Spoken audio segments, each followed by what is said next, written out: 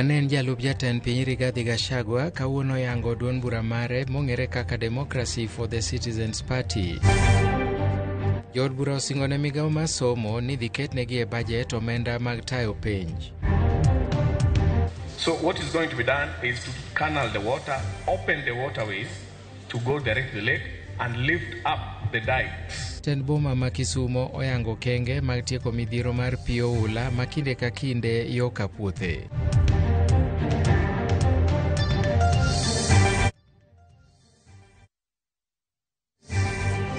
Nyakwaramogi machiegni e weche manyien mag kagi kacha, nyinga Milton Ochieng.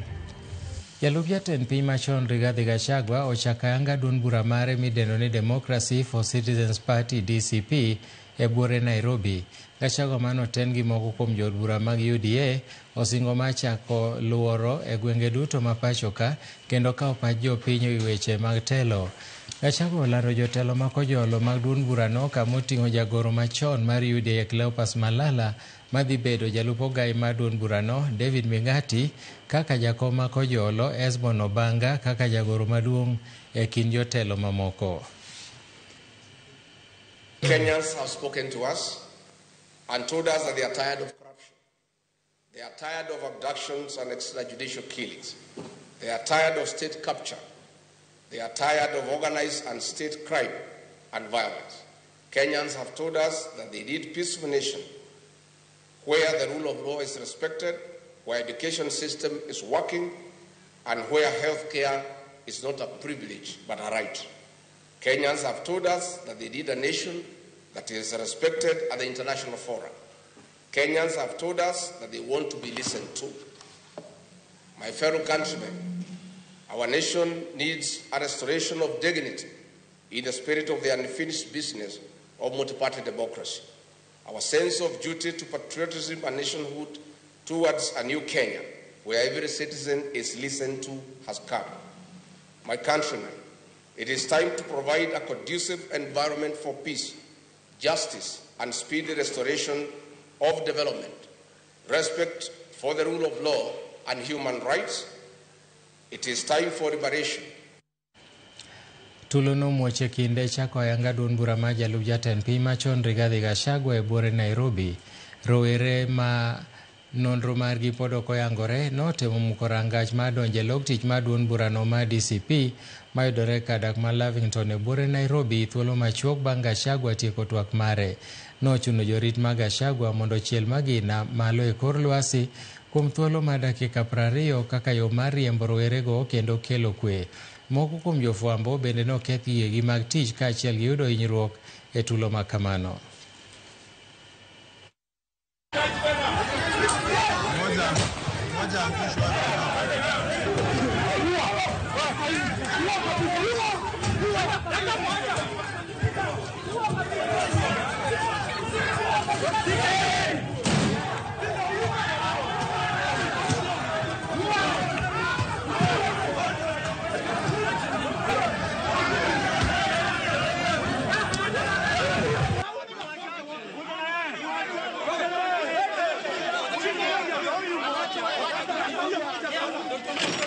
E thuolo machielo kendo, tulo no muoche od bura ma kaunti ma Busia tok tulo ne muoch dweche 2 mokalo bang' MCS moko 2 pogore wi paro magichwe gi gore. Tulo no muoch bang' jaod bura mogwel Irene Aidua kod Angelina Wasike pogore e paro. E bura mano bagi mar pudho oko e apisi jatend migawo mar omenda e sirikal ma kaunti no to Pista Wanyama kod jotelo maduong' mar migawo no Gibson Wafula e weche mag mibadhi. Ji ariyogo nomakore akor e lela bang' achiel kuomgi siro apisas ma mibadhi mieno.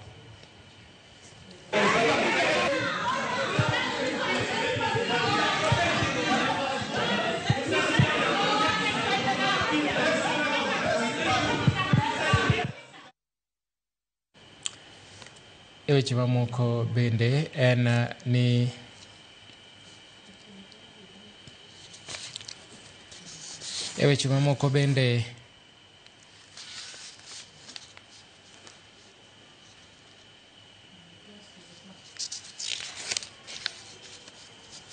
Nyakwaramogi nenore ni nitie ng'ikruok moro matin warito mondo ikruok obedi e bathe komachielo kocha mondo wadhi mbele. Ka wadhi mbele ni jokanyo mag duond bura ma Jubilee ma Mombasa odok ne mane en jatend piny Uhuru Kenyatta kuom seyo ni weche moko mosebedo ka owacho ahinya to ni joma tindo nyalo thiro chenro mag piny owacho.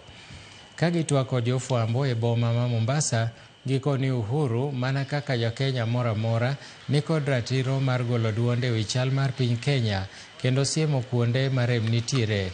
Giseyo jotelo mosebedo ka diro weche ma ok ni kare ne Uhuru Kenyatta ka giluwo ni jatelo no nyaka mi luor kaka jatend piny mosedhi e rutaya. Na sisi kama memba wa Jubilee Mombasa County tunakana wale wote ambao wanatukana mheshimiwa Muigai Kenyatta. Tuko chini yake na tunamuunga mkono. Yeye ni mwana Kenya, hata kama ameritaya, ana haki za kikatiba kuzungumzia masuala ya nchi. Kwa hivyo anapoongea, sioni haja kwa nini waweze kumshambulia na kutumia lugha chafu kwa patrida wetu. Hili jambo limetuudi sana kama viongozi wa Mombasa, na siku ya leo tunataka kutoa onyo ya kwamba kama wanataka pia waheshimu kwanza viongozi wetu wa chama. Mheshimiwa Rigathi Gachagua aheshimu wale viongozi amewapata katika opposition, isinje ikawa naye ametuma kutugawanya katika opposition. Huyu jamaa hapate kura tukifikiria kwamba ni mmoja wetu. Kwa hivyo kama ni mmoja wetu, aunge mkono wale wengine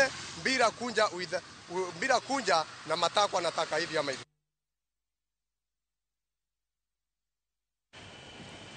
Migao mar somo koro yango ni penj madongo mag higa ni ibiro tim mana kaka nochan.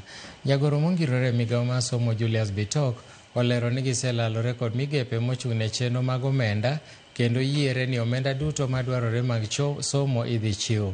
Wachno osir kod jakom mar komiti mar od bura mochung' ne weche mag somo Julius Meli molero ni migao mar omenda oseketo singo mar chiwo omenda madwarore. The Committee of Education actually made a decision that they will provide the money that is required for exams. So I want to assure all learners around the country that their examination fee will be paid as directed by the Committee on Education from the National Assembly. On the issue of exams, we made it very clear that the money has to be provided. And I want to assure parents out there and everyone else that there was a commitment from the National Treasury that they shall provide the money and our students will sit for exams. And we are firm on that, and I think everything is okay, and we inform the parents to know that their students will sit for exams. Ten boma ma Kisumo walandanga chenro mar kedo kod oula e gwenge ma Kapuothe e bwo chenro mong'ere kaka Kisumu Urban Support Program madhi muonyo omenda maromo $300,000,000. Chenro ni oriwo kunyo oula kod loso dundu e gingaora Nyamasaria mondo geng' midhiero mag oula e kar dak makono, ka bende apeini malurano ibiro gere rang'iny manyasani kendo loso negi wang' oula mapiluwo. Maneja mar boma no Abala Wanga owacho ni girucho oko paro machon mane nitiere mar daro oganda alworano kaluwore ni rang'iny midhi ti godo ok ochuno ni nyaka dar ji kawuok kanyo. Chakruok mar gedo no ochan ni dhi timore e dwe mar 7 tok sumo pach oganda e thuolo ma jumbe mabiro. Kuom mano kwayo jodak ma alworano mondo mi kik rwak siasa e chenro no. Canalling that will be done, improvement of the dike. Through KUSP, it is the 6th project to be undertaken with over 300 million. We have realized you want to stay there, so let us control the water and you exist there. So we are coming with a plan. It is Nyamasare River, how it feeds water. It is Aleura and Wigwa, together with the sewer system. So what is going to be done is to canal the water, open the waterways to go direct to the lake, and lift up the dikes and the roads to block the water from flowing into your premises. That is going to be done. Because the first option of resettling you refused. Because Mamboleo, there is no flooding. There's a lot of land. If you don't want that, let us coexist you there. Whatever somebody has done, don't bring politics into this issue. There is no popularity contest here. We have a plan, we have design, we are coming, we'll do public participation in the next 2 weeks, and you will be sorted out for the next 20 years. Apisa mag obila ma Naivasha timo nonro wi nek ma jariemb taksi moro mayangore ni onegi kaeto ringre oyud kowiti e kaunti ma Machakos. Kaluwore go kwach kich ma Machakos, ringre jalo moseyangi kaka Samuel Mwangi Njoroge ne oyudi e bungu moro e gwenge ma Kalama e apaya mawuok Katumani kadhi Mombasa tarik 5 ma dwe ni. Okwach kich kokadho kuom apisa mare e kaunti ma Machakos, Benedict Kigen, oyango ni jariemb nyamburko no ma en noseter ringre e kar kano ringre ma Machakos level 5 ne oyudi ka dhonde ni e wiye kod kuonde mamoko. Olero ni jaod jariembo no nogolo ripot ni wuon pargi noyudo simo mane luonge tero jatuo moro ka thieth, kama bang'e no to ne ok oduogo, gino manochuno mondo ter wache tesendo bila ma Naivasha tok rem yude. Na hiyo ni kazi yetu. Tukipata mtu mwili hatujui, hata ikiwa kwa maji, we normally take fingerprints. Alafu fingerprints inatuonyesha, because an adult person lazima ameregister, lazima awe na kitambulisho, unless kama sio citizen of Kenya. But he must have an identification. So ili tusaidia, tukaenda mpaka kwa registrar of persons, tukatoa file yake, tukapata, hata tukachua, we knew, hata mpaka kwao ndio tukapata hii details ya bibi yake. So ni kazi mzuri. No, there was no document at all. It is only the body we found, minus everything. Nunguo tu alikuwa naye, lakini hana karatasi yote. Hata simu hakuna. Hakuna. That is why ilichukua vidole. Lakini nguo zote alikuwa nazo. Nguo zote alikuwa nazo. Riwruok mar laktache motisi ni Medicine Sans Frontiers oywago chal marach mar piny Sudan ma milambo kaluwore gi lweny mosebedo kadhi mbele. Pinyno mosemiyo oganda odar kawuok e miechgi. Ka giwuoyo gi jofwambo, jokanyo mag riwruogno machiwo thieth kod kony mamoko ne oganda e pinyno oseo kidienje magore kuom donjore gi kuonde thieth kendo monjo ji, gino mosekelo kethruok kuonde thieth 8 ma nyaka sani oseweyo chiwo thieth n'oganda. Gikwayo kidienje magore mondo kik ter lweny e kuonde thiethgo, ka bende gikwayo oganda kod riwruoge mondo med chwalo negi sir e kinde ni ma piny Amerika gi moko kuom pinje mag Europa oseduoko sirgi piny. And worse day by day because of the ongoing conflict. Now, the epicenter of the conflict has been in Upper Nile, and now it has moved to Jonglei State. In Ulang, we lost almost the stocks of 9 months of medical supplies, including food, therapeutic food, for 200 patients, 200,000 patients. In Fangak, we lost almost the stocks of 6 months, including surgical supplies and food, therapeutic food supplies as well. Healthcare facilities need to be respected, humanitarian actors need to be respected, and free access need to be ensured to all these places and to all population in need, regardless the ethnicities, regardless where they stand in this conflict. Kaunti ma Kisumu ya wayanga cheno makende mar biro neno ne giduoko gope duto ma weg lope ni godo kaka yor bero dongruok kod alwora ma Kisumu.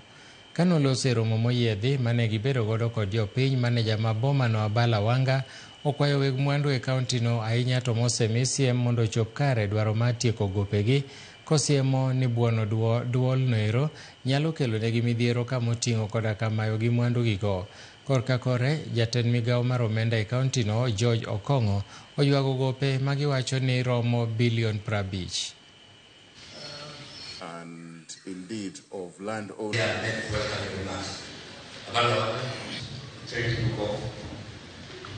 Kuna afisa hapo mkuu anatangatanga kila mahali akiambia wananchi jinsi ambavyo au ni masikini wauze mashamba yao waondoke.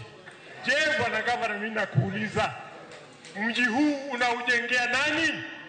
2 million and below have really paid their rates. So if your property appeared in the newspaper, it means that you have plenty of penalties to pay us. For example, if you go to Bus Park, Kanu as a party had a property of land there. They have defaulted for 18 years with a bill of 18 million to pay. So either we take the land back or not. That is what we want you to tell us. The debt book is about 50 billion shillings. So what is 500 million out of 50 billion? I think 1%. So we are seeking to collect 1% of the debt book. Only 1%. The overall target for all these other things is standing at about 52.9%. We had targeted to collect 3.4 billion shillings this year. Up to this point in time, we have collected 1.8 billion. We want to be transparent and put things in the public domain for discussion and debate. Nobody is forcing you to do anything. All we are saying, these are proposals, one, to develop our city to be a better place to live in. Two, to make sure that the resources that we have as a government are used in the interest of the city dwellers.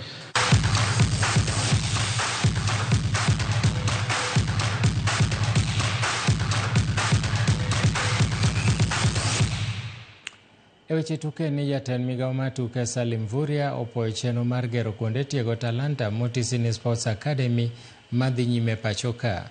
Mvurya mane loso e kaunti ma Bungoma e kinde yawo Academy mar 7 kuom 37 ma piny owacho chano gero, wacho ni piny owacho kawo okang'no mar bero kendo tego were gi talanta mag tuke sekondari ma Bokolo. Kama owacho gere Academy